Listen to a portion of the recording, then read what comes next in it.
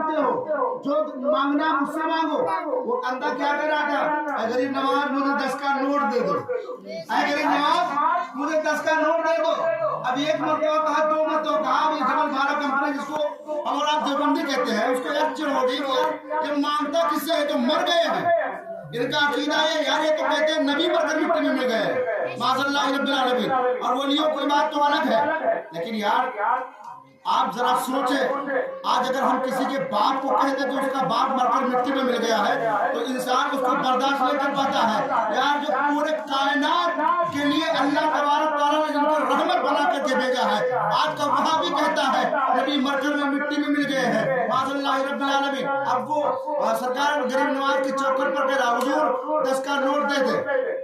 अभी इसको चिड़ पैदा हुई, यार ये तो किससे मांग रहा है, मुर्दा से मांग रहा है। अब उसको गुस्सा आया, अपने पैकेट को निकाला, 10 का नोट दिया उसके हाथ पर, और हाथ पर 10 का नोट देने के बाद में कहता, वारे गरीब नवाज, आपकी करामत तो इतनी बड़ी है, आपने दिलाया किसे जो आपको मांगता भी नहीं है, जो आपको मानता भी नहीं है। हज़रात, हम गरीब नवाज की महफिल करके यहाँ बैठे हैं, हमारा एक अकीदा है कि सरकार गरीब नवाज अपने कब्र अनवर में लेटे लेटे हम गुलामों को मुलाहिजा कर रहे हैं, हम गुलामों को मुलाहिजा कर रहे हैं। लेकिन यार वदाही के मुसलमान हम लोगों की कितनी बड़ी कमनसीबी है। सरकार गरीब नवाज रज़ी अल्लाह तआला अन्हु के दरबार पर हम न जा सके, लेकिन उनके नाम की महफिल अगर वदाही में हमने रखा और उसमें हिस्सा भी लिया है, लेकिन कितने कम नसीब लोग हैं जो आए नहीं है। ख्वाजा हिंद वो दरबार है आला तेरा, कभी महरूम नहीं होता है मांगने वाला तेरा। सरकार गरीब नवाज से आप जो भी मांगेंगे, अल्लाह तबारक तआला फरमाता है जो मेरा बंदा हो जाता है, हकीकतन देखना उसका होता है, आँख उसकी होती है, लेकिन उसके जो बिनाई होती है, उसका जो देखना होता है वो गोया मेरा ही होता है।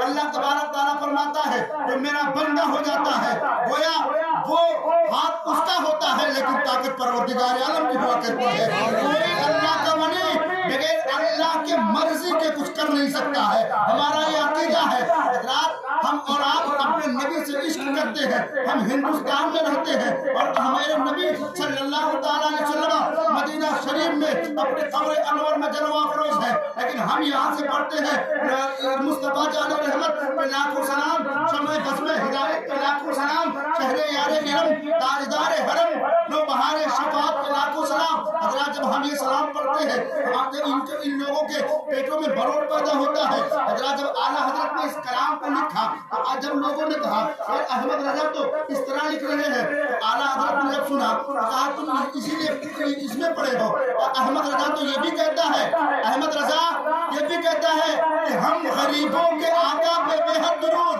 अपना करोड़ों रहेगा, लाखों रहेगा, बल्कि अहमद रजा तो ये भी कहता है हम गरीबों के आका पे बेहद दुरूद, हम फकीरों की सरवत पे लाखों सलाम।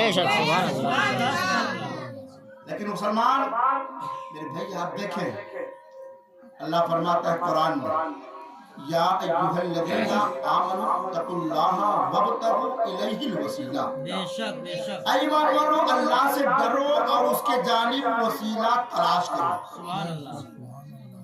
यार कुरान कह रहा वसीला तलाश करो, लेकिन आज लोग वसीले के मुनकिर हैं।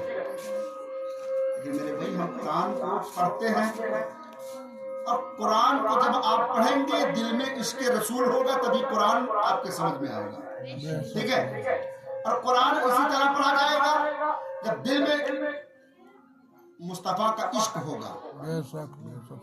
आप तमाम लोग कुरान पढ़ते हैं, लेकिन कुरान पढ़ने का अंदाज, आला हज़रत सरकार से पूछा गया, हुजूर अगर दिल को इश्क़ रसूल हासिल करना हो तो कैसे हासिल करें? तो आप फरमाते हैं कि किसी अच्छे कारी कुरान से कुरान की तिलावत सुन लिया करो, तुम्हारे दिल को इश्क़ रसूल हासिल हो जाएगा।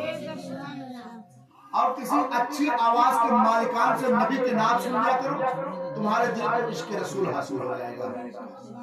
ہم تو کہتے ہیں خواجہ نے غریبوں کی تقدیر سجا ڈالا، نانا کا مدینہ بھی اجمیر بنا ڈالا، جنت جو مریدوں کو باٹا شہ جیلا نے، خواجہ نے جنت کا دروازہ بنا ڈالا، خواجہ نے جنت کا، سرکار غریب نواز کے بارگاہ میں جنتی دروازہ ہے۔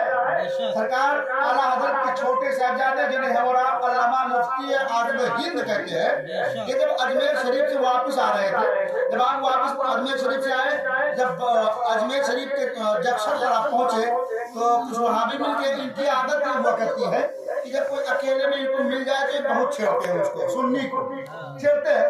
تو سرکار غریب نواز کہ آستانے سے اعلیٰ حضرت کے شہزادے حضور مفتی اعظم ہند جب واپس آ رہے تھے تو ان لوگوں نے کہا کہ آپ کہاں سے آ رہے ہیں؟ تو آپ نے فرمایا کہ میں اجمیر شریف سے آیا ہوں۔ کہا اجمیر شریف سے آپ آئے ہیں تو وہاں میں نے سنا جنتی دروازہ بھی ہے، تو آپ فرماتے ہیں ہاں ہے۔ تو اب وہ دونوں بدماشوں نے سرکار مفتی اعظم ہند کا جو ہے ادھر ادھر سے سونگنا شروع کر دیا، کہا جو جنت میں جائے گا اس سے جنت کی خوشبو آئے گی۔ نبی نے فرمایا میں نے سنا ہے، میں نے پڑھا ہے کہ جو جنتی ہوگا اس کے جسم سے جنت کی خوشبو آئے گی۔ تو آپ جنتی دروازے سے ہو کر کے آئے تو آپ کے جسم سے کوئی خوشبو تو نہیں آ رہی ہے ایسی۔ تو حضور مفتی اعظم ہند فرماتے ہیں آپ نے یہ حدیث پڑھی، اگلی حدیث نہیں پڑھی ہے؟ کہا وہ کیا ہے؟ تو حضور مفتی اعظم ہند فرماتے ہیں جو جہنمی ہوگا اس کو جنت کی خوشبو بھی میسر نہیں ہوگی، اس کو جنت کی خوشبو بھی میسر نہیں ہوگی، تم لوگ تو جہنمی ہو۔ اعلیٰ حضرت فرماتے ہیں اس سے اور جنت سے کیا مطلب؟ وہابی دور ہو، ہم رسول اللہ کے جنت رسول اللہ کی، ہم رسول اللہ کے جنت رسول اللہ کی۔ پروردگار عالم کی بارگاہ میں دعا ہے مالک المولا کہنے سننے سے زیادہ عمل کرنے کی توفیق عطا